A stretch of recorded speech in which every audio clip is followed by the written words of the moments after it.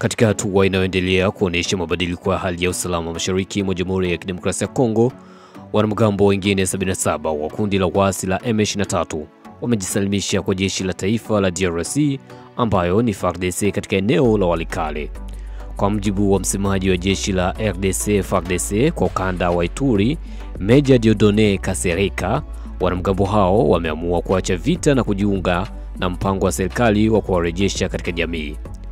Wamekimbia mateso na hali ngumu ndani ya kundi hilo la waasi, alisema Meja Kasereka. Wamekiri kuwa maisha ya waasi sio suluhisho na sasa wako tayari kusaidia ujenzi wa taifa.